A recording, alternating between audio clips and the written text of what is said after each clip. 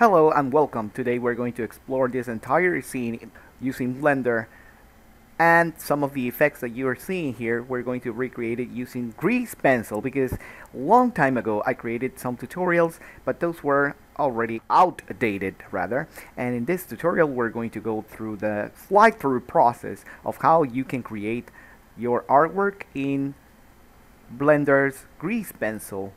And as you can see, the final result will be Historia Reyes from Attack on Titan pointing to the ocean. We're going to learn a lot about the new tools in Grease Pencil, so check this out.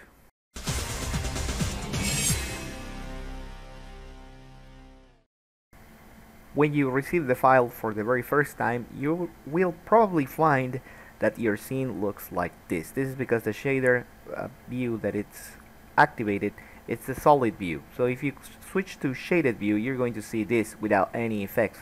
So you need to switch to full render right here in order for you to see the entire effect. You're going to get this already rendered and you can explore all of this. You have a free 360 environment that you can use for your other projects. You get this ocean as well. It's being already simulated. Probably that is why it's taking too long to render, because with all of the effects active, it takes just a little bit of time. But in case that you don't want to see all of this rendered, you can just switch off the ocean and it will switch off the ocean, the space.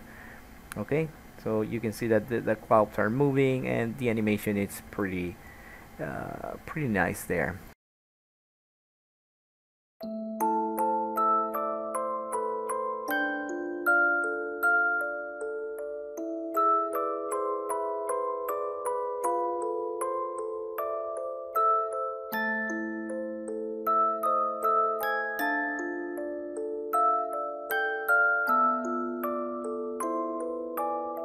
So in the file that it's available for download, you will find that you have different sketching materials, and I have decided to create this based on the drawing that you see down there for my reference. This is going to be sketching the highlights as well as the shadows and also the background, as you can see right here, because whenever you draw in Grease Pencil, you're going to be drawing in a transparent canvas, if we can say it so.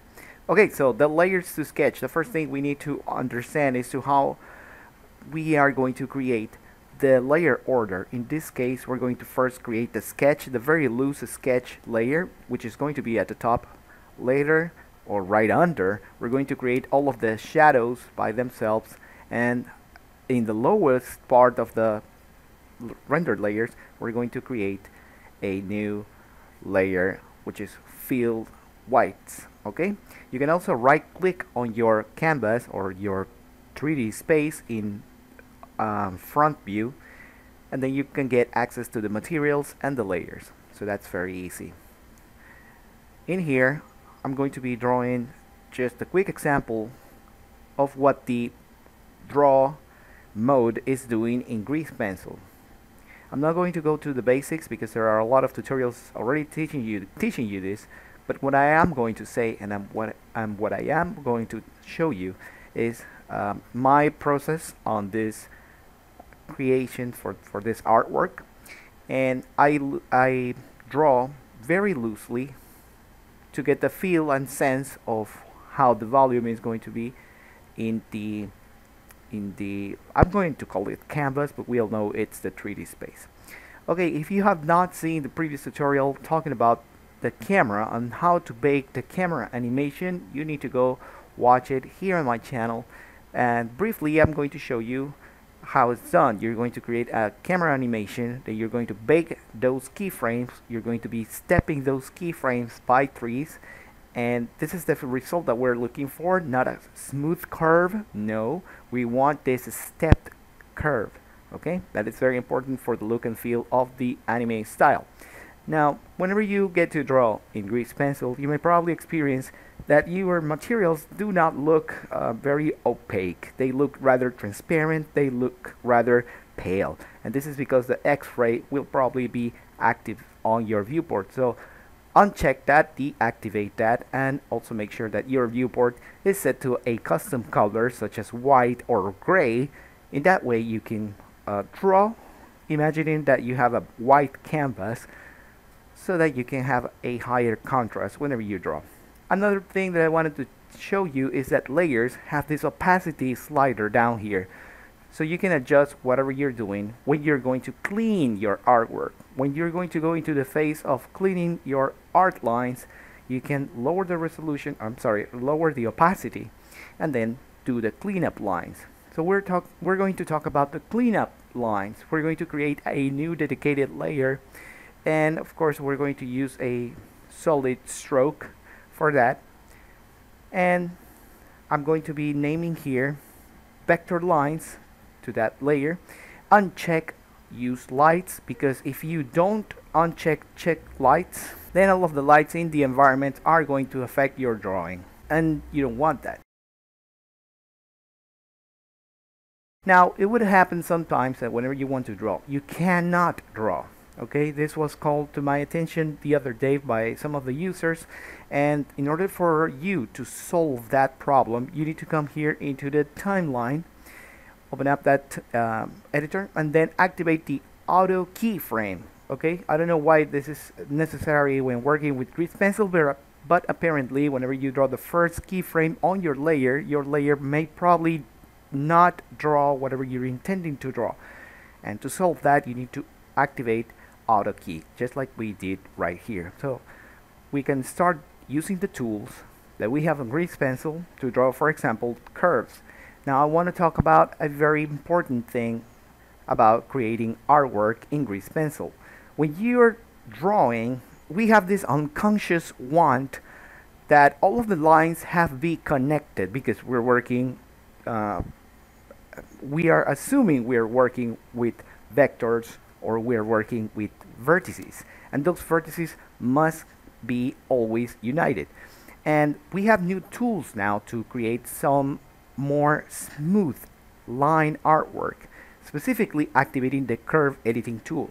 Whenever you do that, the amount of vertices that you have on the line are going to be automatically converted to a less dense point vertex curve that you can manipulate with these pole targets, with these pole controllers that you have right here, like in vector programs. Okay, but you can also activate auto merge, and that will help you that whenever you draw a new line, that is going to search for the nearest point or the nearest vertex, so they will automatically join. And I want to show you how that looks in edit mode. If you come to edit mode and you did happen to draw a line near another point, they will join together like this. So it perfectly works. What happens when we work with the chin? Let's see. On this side, on the right side, if we go to edit mode, we can see that the chin did correctly united or joined the previous stroke, and in the left side it kind of overlapped, but that is pretty easily resolved. If I come here and then I click X, and then I'm going to say dissolve. If you select dissolve, that point is going to go away, and then your drawing or your curve is going to have only those vectors right there. I'm going to call them vectors, although they are not technically vectors but vertices, so bear that in mind.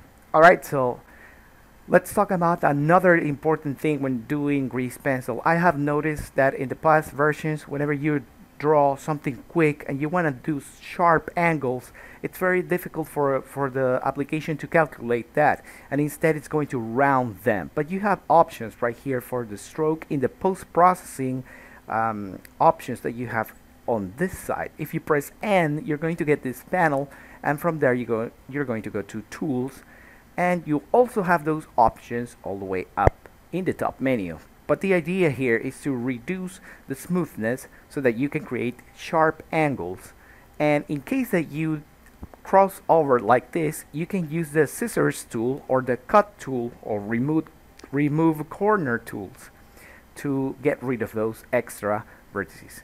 Now, the zoom level is very important. Whenever you're drawing in grease pencil, it is not the same thing that when you're in this level of zoom and select 1 point vertex versus a 4 point radius stroke, because if you zoom out like I'm doing right now and then you select radius 1 versus radius 9, check that out. It's going to look relatively thinner or thicker depending on the level of zoom that you are. So make sure that whenever you're working on your drawing, you're the most approach zoomed into your object or into your drawing so that you get the proper amount of thickness. Of course, you can refine this later, but it is better if you already set something that you will see and work with the appropriate zoom level and thickness of the line.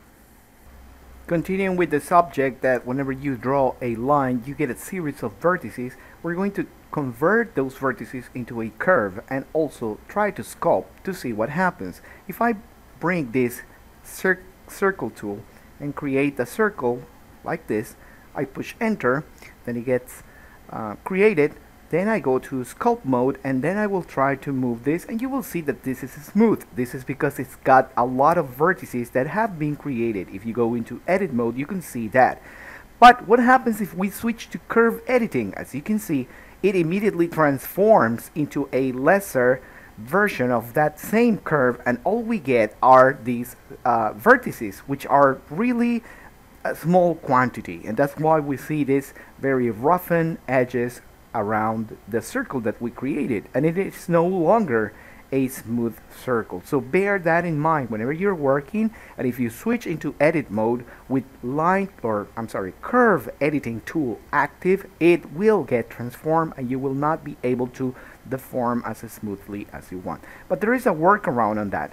You can select all these vertices, which are curves with poles. I'm going to call them curves with poles. That's how Illustrator and other applications with vector rasterizing artwork call them. Okay, I'm sorry, that was too elaborate. Anyways, you can also uncheck trim stroke ends to make sure that whenever you draw a curve like that and they are intersecting with another line, those lines do not overpass whatever you're drawing. The idea there is that you end up with sharp angles. Okay? Another important thing that I want you to take care of is the pressure on your stylus. If you're drawing with a graphical tablet, you're going to get the pressure sensitivity in those icons that you saw previously encircled in a green color.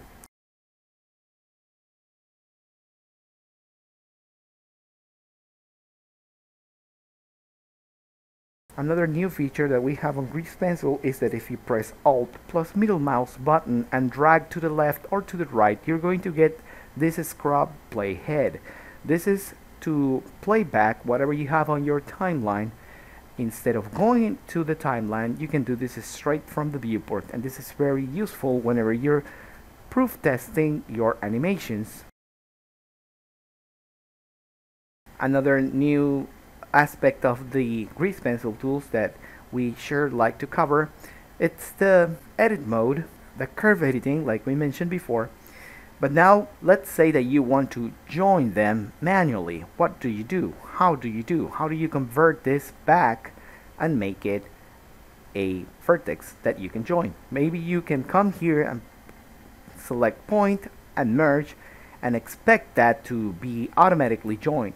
But no, it will not work. You need to uncheck curve editing, then you will go back automatically to vertex points. You can use the vertex opacity here, and from there you can select the vertices because they are now vertices as such, and now you can join them. Then you can switch back curve editing on like this, and then you will continue to edit your curve. This is very important because I know there are a lot of people who want to create rasterized vector effects to later export into PDF, and this will come very handy.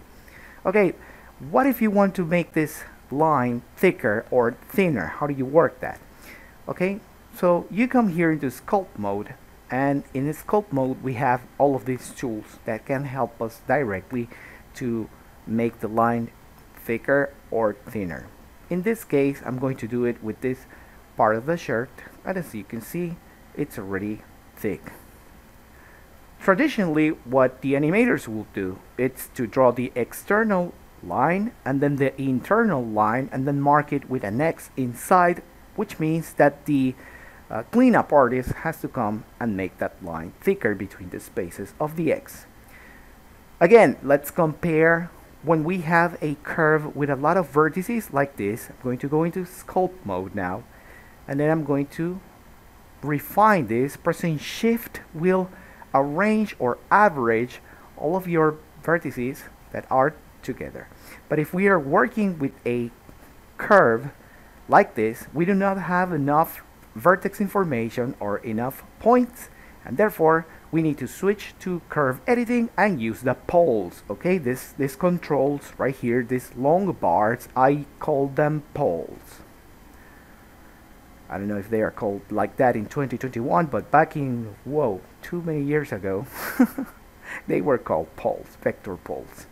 Anyways, let's continue. So again, like we mentioned before, you can go into the tool, deactivate it, merge those points, and then reactivate the tool again to continue manipulating. Okay, so it's important that the subdivision levels that you're selecting can be controlled. Previously we had 64 subdivisions per line. That was too much. You can lower it to 32. You also have a thickness profile down here that you can use to make sure that your line, whenever you're drawing with your stylus, either in close or far range from the viewport, they can be controlled with those thickness settings.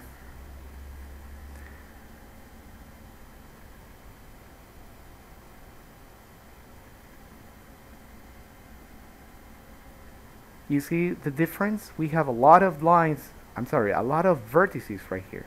That's why it's smoother to work with the sculpt tools.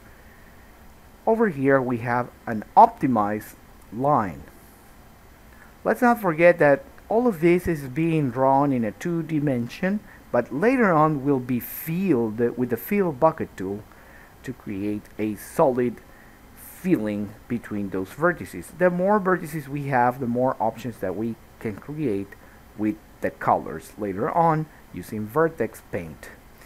So in here again, I just press curve editing, and you saw that all of those vertices were merged or optimized to be edited as a curve. So if I uncheck that, you can see that I lost all of my previous subdivisions that I have on the curve, and now they are gone.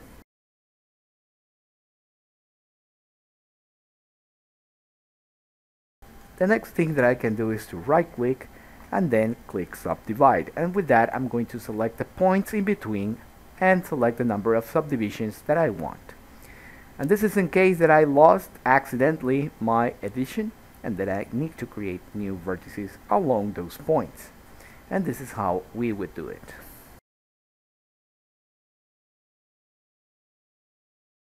Marvelous. So right now you're going to see a quick time lapse of how I do. Again, I want to emphasize the fact that you do not need every line to be merged. You don't.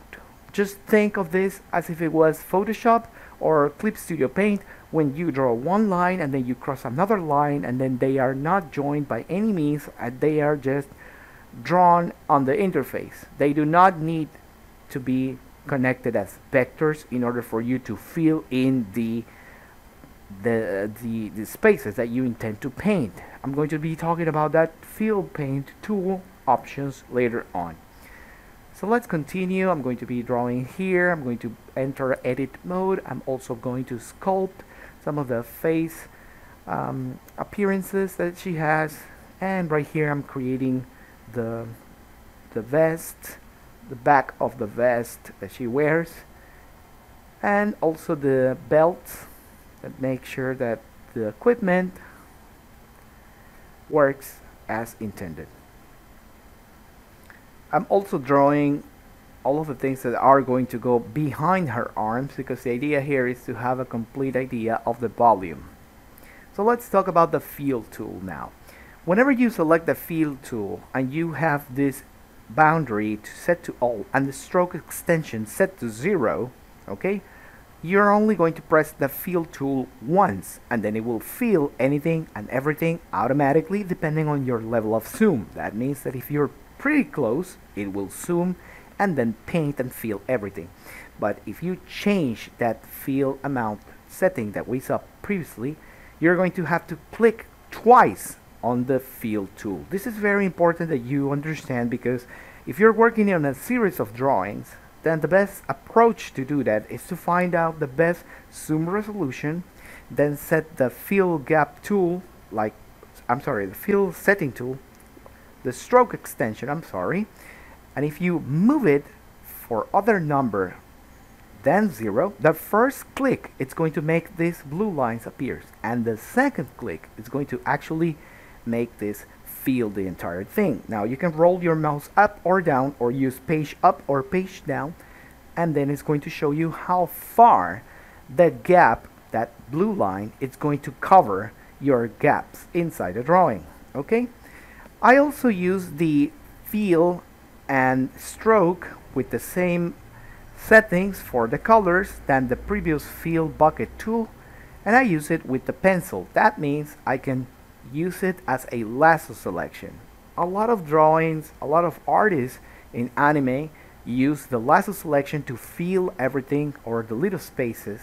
So this is nothing different than they do on Clip Studio Paint or any other applications like TV Paint Studio. All of those use the lasso tool to make sure that those small spaces are filled adequately. Okay, let's go and create a new grease pencil layer called highlights, and after that I'm going to create a new grease pencil layer called shadows, because my aim here is to paint each part of the body separated with its own shadow and its own highlights. So far so good. I'm referencing this image and its palette, so whenever I create something like this color of the skin and then I need to switch it, like you see right here, it is pretty easy to do. Now I just click and drag the same color from the fill to the stroke color options, and you saw that automatically it auto completed itself. So it's pretty easy to create a palette and then change those colors on the fly. Now we're going to merge down all of the layers that we have so that we conveniently have only one color and outline layer joined together or merged down, just exactly like you do in Photoshop. Okay, when you merge down all your layers and you want to apply effects to all of them, or you want them all in the same place so that you can correct or erase something that you may want to correct. In this case, we also have the options to lock the layers, and that means that we cannot manipulate them. But I find it very useful that if Blender could not allow to merge blocked layers, that could be even much better, because that's the expected behavior. Right now you can merge hidden layers, or you can merge locked layers, which is not good at all. You should have an option to make this hide the layer that you do not want to be merged, or lock the layer that you don't want to be merged. So that's just a thing to have in mind. Okay, so here we go. Now we have separated everything into color and the sketches and the sketching layers. So let's go for the eyes, because as you know, if you're working in an anime production, the eyes are a pretty basic and pretty important part of the character. So what I'm doing here is creating a stroke and a fill set to almost a cyan color, and I'm going to be switching this with the airbrush tool, but set only for the stroke. Okay, so I create a new stroke color. I'm selecting the airbrush from the top palette options that I have, and then I'm going to create these highlights on her eyes.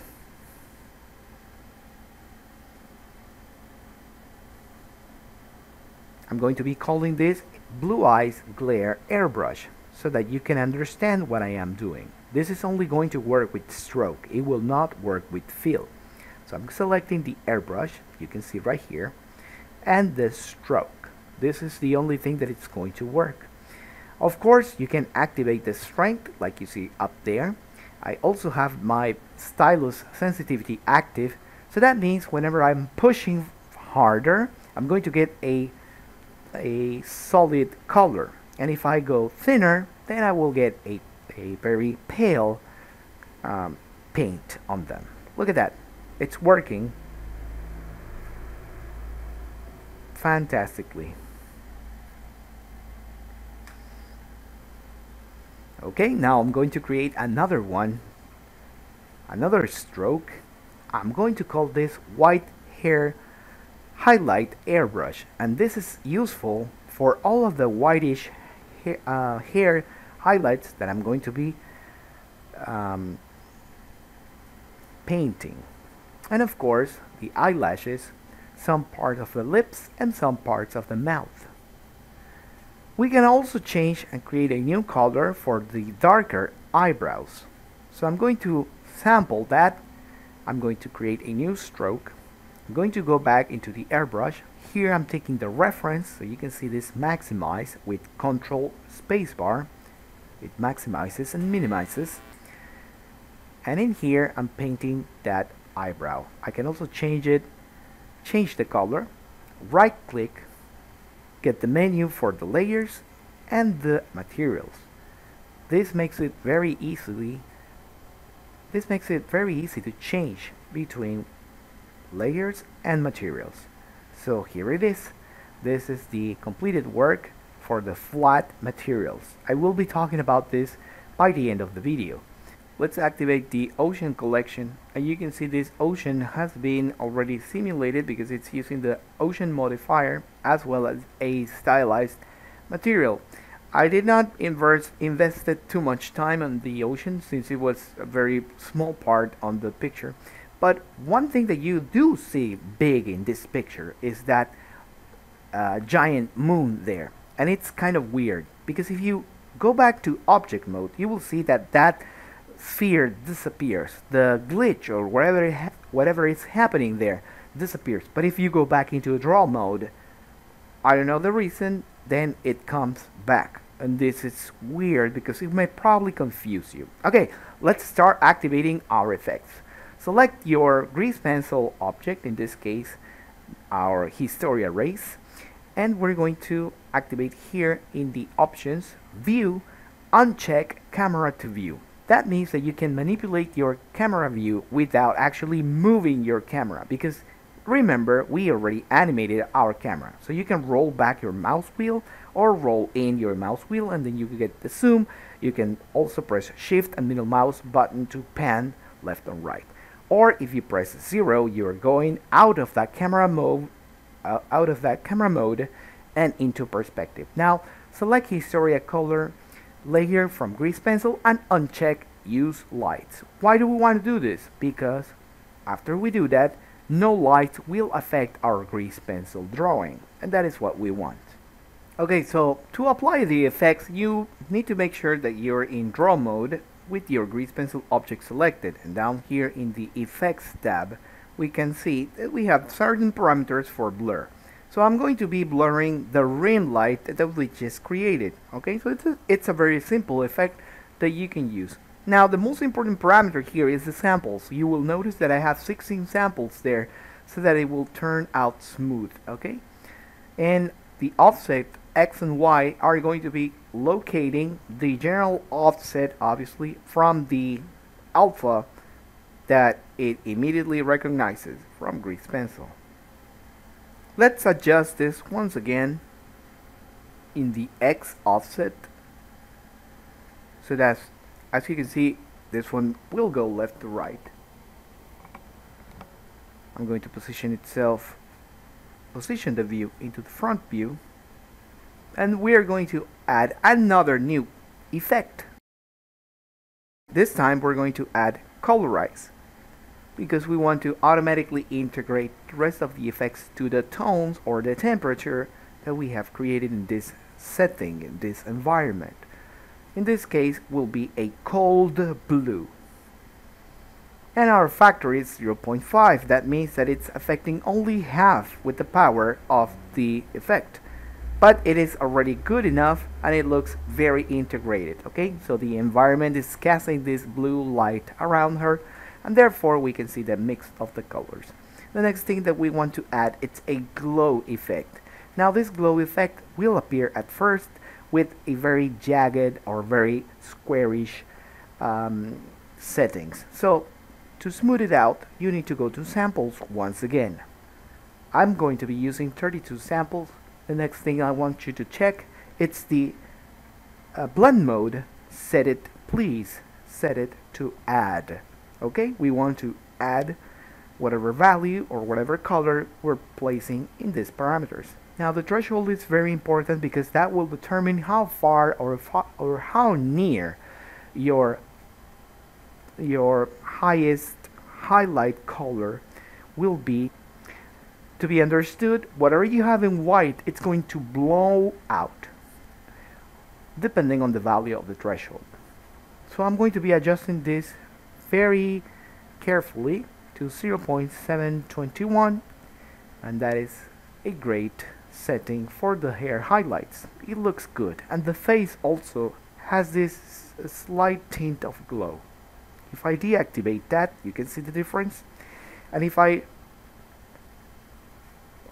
uncheck glow under, the entire glow effect is going to be applied on top of the model or the grease pencil object. Let's add another effect. This time we're going to be adding the blur. Why is this important? Because whenever we create 2D artwork, it is important to set at least 0.5 to 1.3 pixels of blur. Okay, this is kind of like the standard pixel measurement, but you can play around with this. I'm going to use 2 in this case, and I'm also using only 16 samples. Now you're going to notice the difference at this level of zoom, okay, with all of the effects applied. And I'm going to switch everything off so that you can see that you are getting the correct image in the video. And this is the brute creation. This is without the filters and also with the filters active. So I'm going to be using 1.4 because in the end I think it makes it look better. Not too much blurry or not too much sharp. Again, if you have problems with halos, please uncheck glow under. I deleted the previous blur, and then I'm going to add a new blur to 2.4 because this is the level of zoom I would like to see Historia. And if I get this close, I can see that everything looks alright. So please always make sure that whatever you're working in the camera distance with your target, it's always going to be the same result once you render. Okay, so that means that you also need to check how far objects are from each other. In this example, you can see the environment, and I'm also looking from the camera view to make sure that the ocean, for example, is correctly animated. Now if I switch to the compositor, as you can see right here, I have this lens distortion effect connected to the image from the render layer. You can Shift A, add lens distortion, and then press F12, and then this is the image that you're going to get. Now if you notice to the outer extent of the frame, you're going to see a little fringe, a little RGB distortion. This is what we want. If you place 300% size in Blender and then you render, you will crash it. Okay, I don't know why this should not be happening, but 1920 by 1080p, if you use 200% it will render, but if you use 300% it will automatically crash. So whenever you're working in the compositor, you can Alt V, or Alt middle mouse button to manipulate that viewport. I'm going to switch now to the image editor because I want to show you an awesome add-on that I'm using for this AI series, which is called the Enrich add-on, and you can read the link in the description, in the video description down below. So the way it works is that you go to the image editor, you come here to the Enrich tab, and then you're going to have the option to click add, or this plus button up here. And whenever you click it, you have different options to create, as if you were creating an adjustment layer in Photoshop or any other of the effects that we are accustomed in using in 2D Paint programs, such as color and contrast, defocus, vibrance and saturation, color balance, even presets. So I'm going to be using this one in particular, which is called Vignette. Okay, so if I come down here, you can get this in the add-on. You can click this effect. It will create this dark surrounding for the frame, which is simulating a vignette, and all of that is going to be created in the compositor. So if I switch this eye icon on, you can see the effect. I'm also going to change the name. In this case, I'm going to be calling this vignette. Also, you can change the opacity down here, and as you can see, it's just as easy as that. You can stack up different effects here in this Enrich add-on. By the way, I'm not sponsored, I'm just giving you my honest opinion about it, but this is just amazing. Check this out. I'm going to add this preset effect. Okay, so the way it works is that it's going to open its options down here where you see Annie. And if I click here, now if you remember the previous Attack on Titan video, I was using this preset, but now I'm going to switch to Fill Me. And Fill Me gives me a high punch contrast with the frame, and it also makes it look like this. It's kind of cool, but let me switch this to 12%. And then you will see that down here in the compositor progress, it's going to tell you that it's compositing, and once it's finished, it will show you the frame. So this is the important thing, that Enrich works with the settings in the compositor, but the results are going to be displayed in the viewer, in this case the image viewer, like you're seeing right here. So if we go back to the compositor, we can see there are a lot of nodes that have been created. Let me rearrange all of this, and you can see that the lens distortion now goes through a vignette, and then it's it's mixing it with the film effect. And that's it. This is everything that you would like to get to know from the file. Whenever you open it, you're going to see the picture like in the right side, okay? But you can switch on lights, materials, and then you will see your entire render view. We mentioned on minute 27 that compositing is very important for your work in animation. This is an example of something that we've seen in the Evangelion movie. We see the flat colors right here, and this is scene, it's described in 3-4 panels that are showing you the intensity of their emotions and actions. So the artist here is complementing the highlights, the emphasis on the faces, whatever he wants you to focus in, that's where he's aiming his most effort. For example, in this case, the screen and the interaction with the other guy, with the other pilot, and how the emotions convey in the composition of the picture. That is to say that whatever the characters are doing, it's guided by the colors and the emphasis on the highlights, for example, or the lights that we see in this scene. Of course, we can apply motion blur and many other effects. In the Historia race scene, of course, you can always select your target directory and then go to render animation, and it's going to render the 250 frames that I created very simply for this purpose of showing you the new tools in Grease Pencil, and this is the result.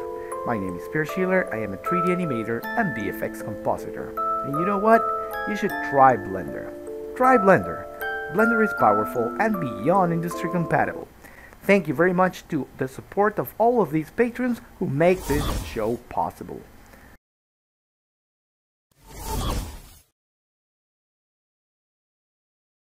Don't forget to like and subscribe so that you can get notifications whenever I upload new videos with the content you like. Thank you very much.